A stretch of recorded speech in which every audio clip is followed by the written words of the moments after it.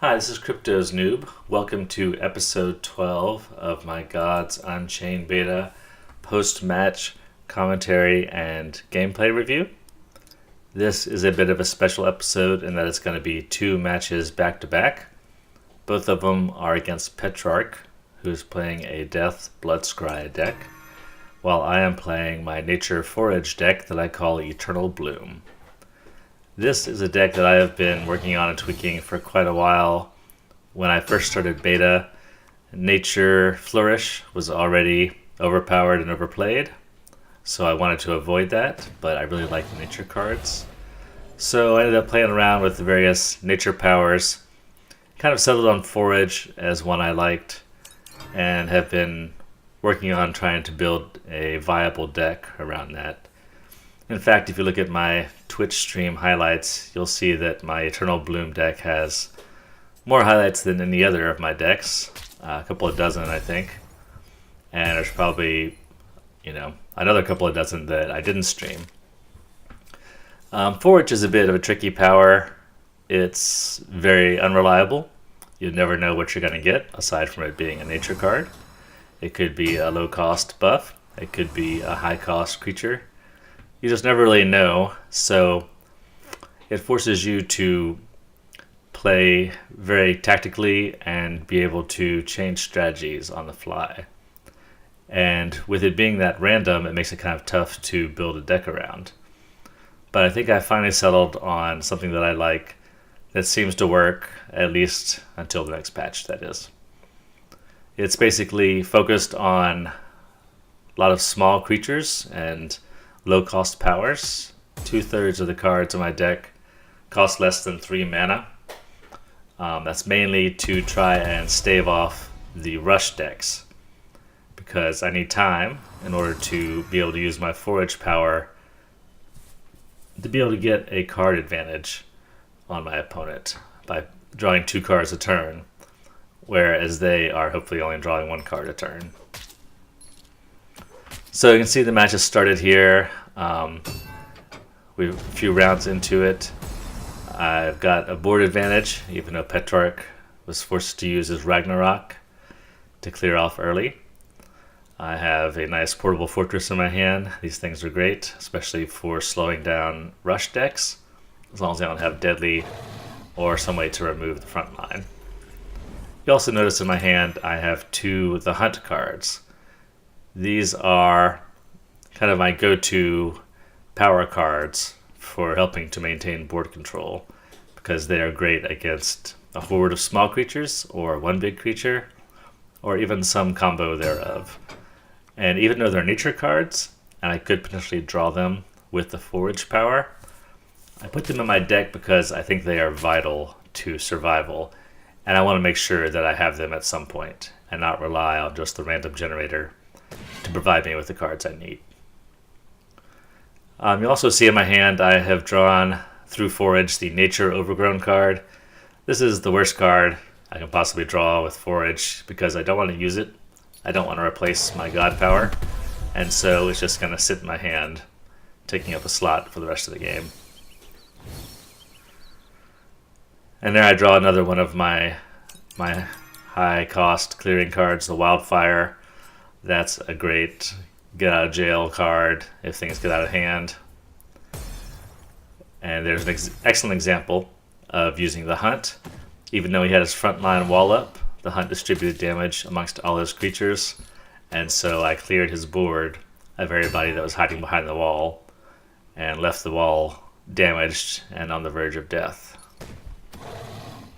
So the Hunt is extremely versatile and useful, and if you don't have it in your nature deck, then you're probably doing something wrong, in my opinion. Though I guess a Flourish deck, maybe not. Maybe we won't need it.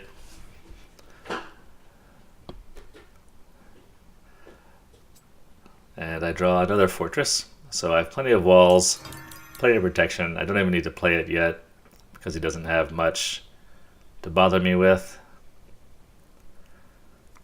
One thing about this Forage deck is that there's not a lot of damage, not a lot of upfront damage on it. It is possible to get a good rush sometimes, but it's not something you can rely on.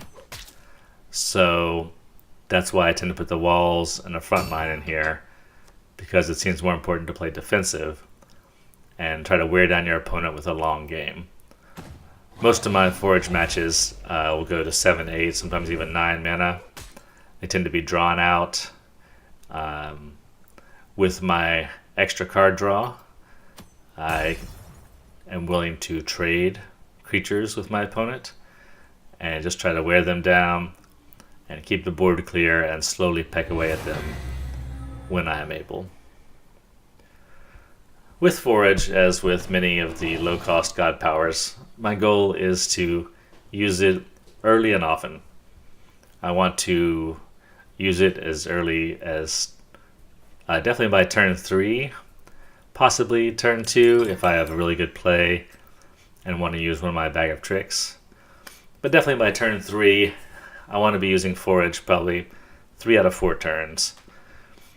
And that's why my deck is built of mostly low-cost cards, so it gives me that ability to have something to play and also be able to draw an extra card, which may or may not, be a low-cost card and play right away, or it might be a nice high-cost card like the Veil Warden Minotaur or the Overgrown Jotun or something good like that.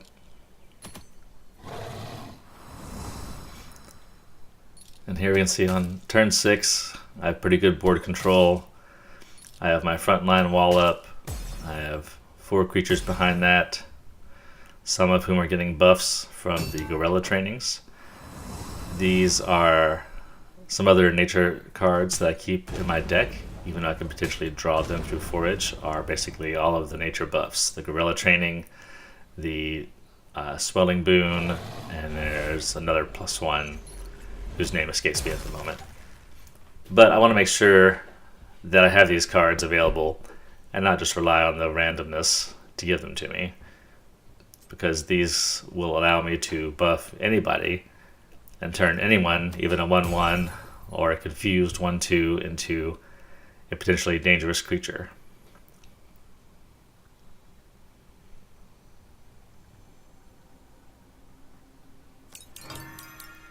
But even with my seeming advantage here, it's still a close game. There's only 3 hit point difference between myself and Petrarch. I'm just relying on these buffs kind of building up as I hide behind my wall, holding on to the wildfire and the hunt in my hand for emergencies. And meanwhile, pecking away at it. I'm brought down to 18 now. And then I decided to send the Nibble Pixie back to the bottom of the deck.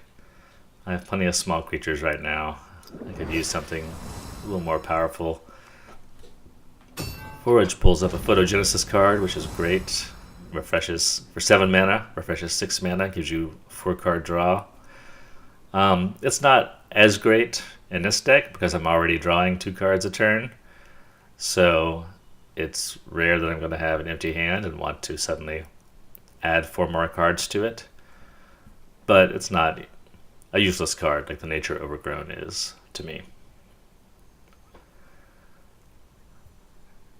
It's also interesting to note that in the current beta, the Nature Forage decks have become a lot more popular recently, as people start to move away from the typical light, Heaven's Light deck and the Nature Flourish deck that the Forage has come around.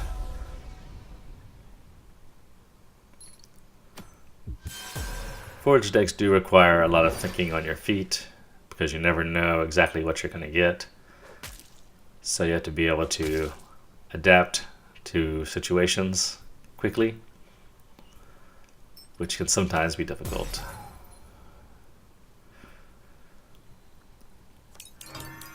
Now I have all sorts of options in my hand for frontline protection, 2 card sharks, an Agridor Protector, Portable Fortress, and now I'm kind of wishing that I had something a little more offensive to attack with.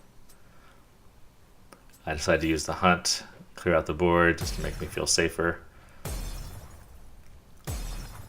I have been thinking a bit about this deck, and there may be some tweaks that could be done with some of the level 1 creatures to bring in a little bit more offense. But as I said earlier, one of the weaknesses I think of this deck is against the super rush decks like Flourish or a strong War Blitz deck. So those front lines can be vital, and I know as soon as I take them out, I'm going to wish that I hadn't. So I'll probably leave this deck as is until we get our next patch, which rumors have it will be this week sometime. Also, if anybody's interested in seeing my current Eternal Bloom deck, it is up on gucards.com. Just search for Eternal Bloom, and it should pull it up, along with some general advice on how to play it, or how I like to play it anyway. And now Petrarch brings out another wall of his own. This has definitely been kind of a war of frontline and attrition here. Petrarch has been using his Blood Scry ability pretty liberally. And you can see he's down to 9 cards in his deck, though he does have a full hand. On the other hand, I also have a full hand, but I have 17 cards left in my deck. So there's that advantage that I get from having that extra card draw. And I'm at a point where I can't even summon anybody because my board is full. At this point, I would probably look at trying to sacrifice a couple of the low 1/1 creatures so I can bring out somebody stronger, like the Life Bonder or the Protector.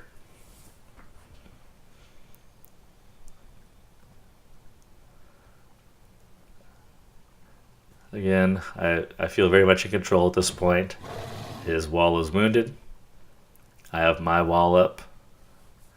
I have a handful of cards. Even if I lose my whole board, I could resummon 6 creatures pretty easily, probably in 1 turn, or close to it. Then Petrarch pulls a little neat trick here, where he sends the Avatar of Death to his void with the Curator, and then with the Sand Scorpion, triggers its afterlife and brings it back on the board. And now this, even though I clearly have the lead at this point, this Avatar of Death kind of throws me for a loop here in this game. I've only played against it once before, and in that game it was one of those where it gets summoned on turn 3, and so I quickly lost. I think this is the first game where I've seen it summoned late in the game. And for those who don't know, the Avatar of Death gains attack power for every damage done to either god. So I'm kind of stuck here, not wanting to just do piddly damage to his god, because that's going to boost up his Avatar, which is not what I want. And you can see I'm running out of time here. I wasn't sure what to do. I don't think I even attacked with everybody. I decided to go ahead and try and loosen up his Avatar a little bit and try to figure out a way I can kill him without making his Avatar into some unholy monster that is going to run over me.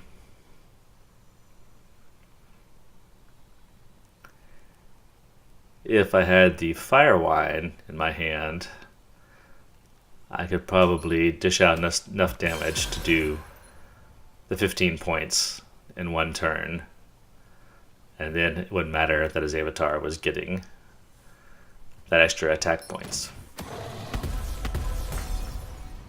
But Petrarch does a pretty good job here of kind of keeping me down. He's put a burn on my fortress, brought it down to 2 health. Uses the Dart Maniac to clear out another one. His Avatar still can't attack, so I have the advantage on that at the moment. Though he brings out another front line to get in my way.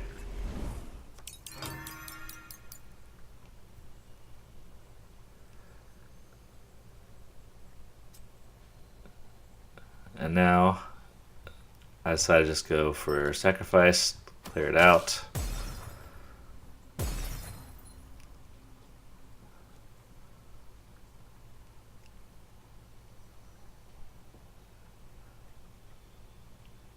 Bring out front line of my own.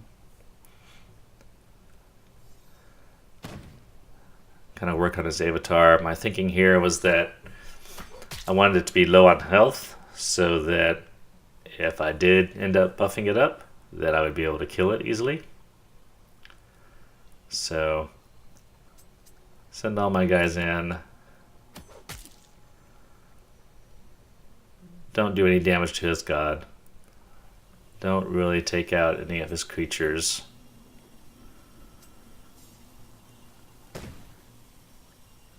And here I make a mistake by deciding to kill the Dart Maniac, and then I buff up the Avatar to a 1/4, so now he can actually attack with that guy, which ends up making a difference on this next turn.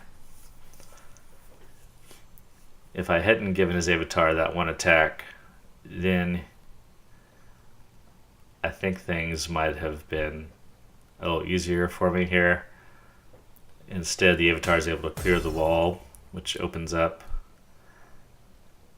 some opportunities for Petrarch.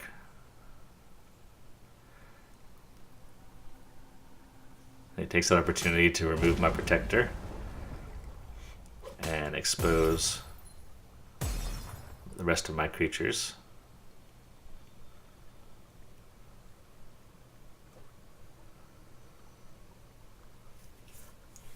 And then bring in some reinforcements of his own, including a front line Nemedian lion.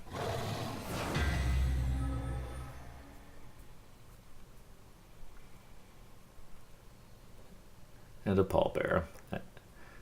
And now he's been able to take a chance to do another damage to me, sacrifice a creature.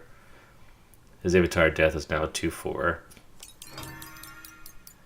And I have a front line to get past.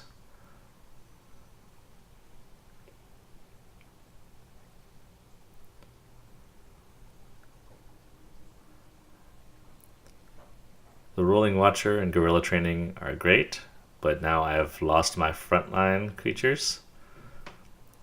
And so if I bring the Rolling Watcher out, it'll just be destroyed. I can bring the Card Shark out, but that'll take up 2 slots. So I go ahead and make some sacrifices, clear the board a bit, bring out a frontline bodyguard,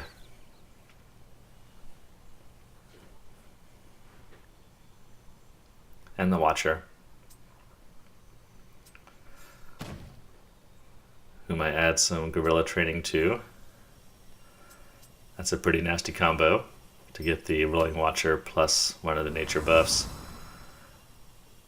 And again, I'm kind of running out of time here. I end up not doing anything about his Avatar. I probably should have killed his Avatar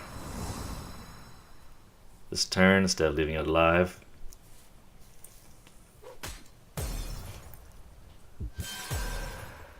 Each turn, it's hard to tell from just watching the game, but each turn I'm trying to figure out if I can manage to get enough damage to kill him directly.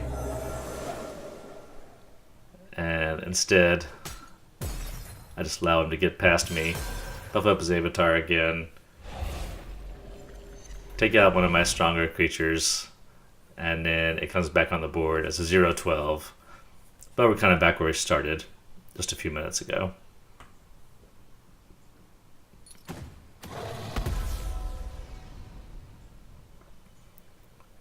And I'm left trying to figure out how I can kill his god and keep the board clear and keep the Avatar of Death from becoming a runaway monster. So it's sort of a trying to juggle 3 things at once here and not really succeeding, but I'm not failing either. I think there's somewhere in here where I could have done some better plays to probably have taken a better advantage of this. But you can see how many turns I spent a lot of time just thinking about what I'm going to do, and then kind of panic panically trying to get some moves in as time is running out, which is never really a good idea. Now I've brought out some more creatures to buff. Raving Fan, give him the Mark of the Warden. Got my Carcass Vulture. Start working on the Avatar of Death again, except that the Confused Rhino hits the wrong one. But I do clear out his board as best I can. Try to set myself up for possibly finishing him off soon. I have 14 damage on the board, 15 if you include my Vine armor.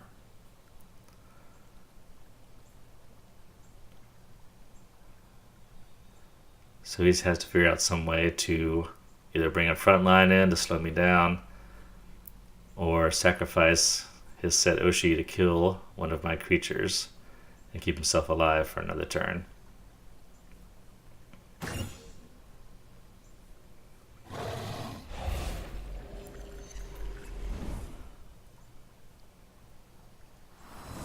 However, he is unable to do so. So here comes the final attack. Everybody charges in.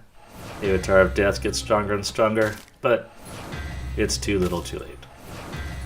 And thus ends that game. That was a rather epic match, and it was pretty typical of how my forage decks go.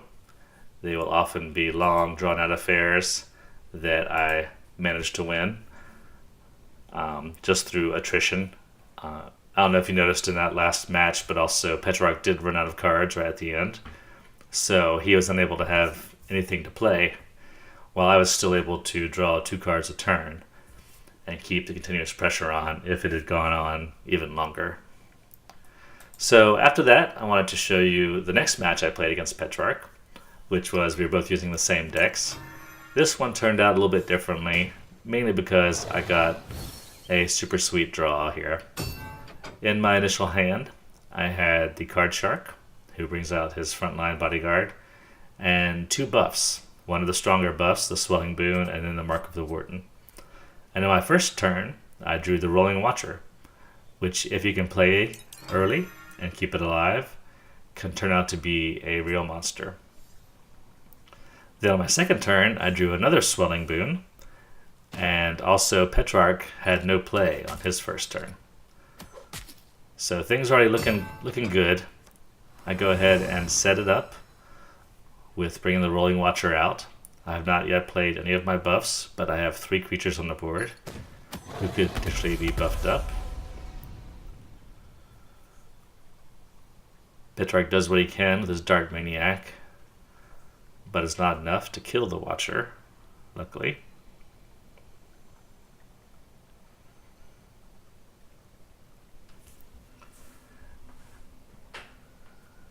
And unless he has something good quickly,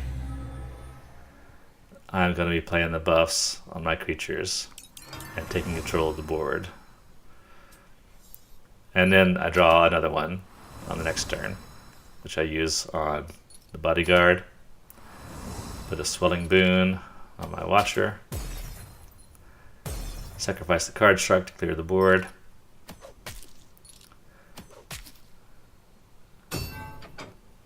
And then just leave it at that. There go the buffs. Turn 3, Petrarch has nothing on board. I have a 4-3 and a 1-2 front line. He brings out a Portable Fortress. But if I can draw some creatures, which I should be able to, just out of my deck, and also now that I have the Forage ability readily available, then I'll have some other ones to buff up. So go ahead and Forage, score an Uproot.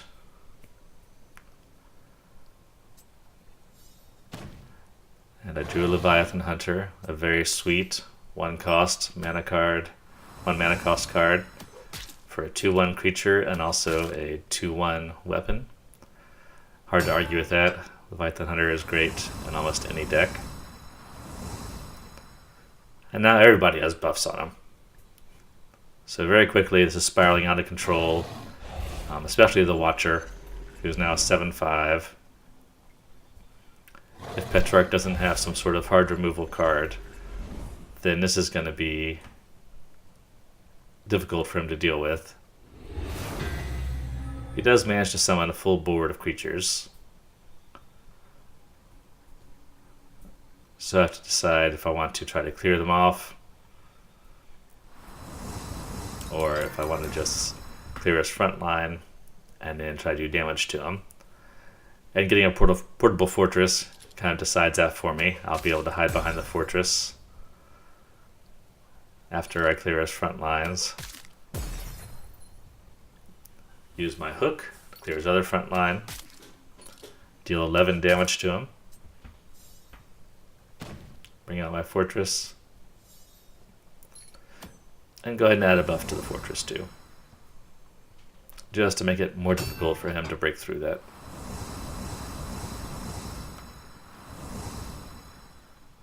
And already the game is almost over. Even if he can pull off a Ragnarok, it's not going to be enough. He needs a front line, or a couple of front lines, maybe a heal, to keep me from killing him this next turn. But this match is an example of how, if you get a good draw and a bit of luck, with your opponent not being able to stop you quickly enough, this can be a pretty deadly rush deck with those buffs. But as I said earlier, it's not really easy to rely on it being a rush deck with the Forge power. If you want to just build a nature rush deck, then Flourish is obviously the way to go. But the Forge can play differently. Like I said, most of the games I play end up going to 7, 8, or 9 mana. This one only went to turn 5, and it was a clear runaway basically from the beginning. And that's kind of what I like about this Forge deck, is it's always different. It's not going to be the same game over and over as some decks are. So I recommend giving it a try if you're interested. As I said, the deck is available on gucards.com under Eternal Bloom. You can see how I've built it and try it yourself or tweak it as you wish. And thanks for listening. Hope you tune in next time.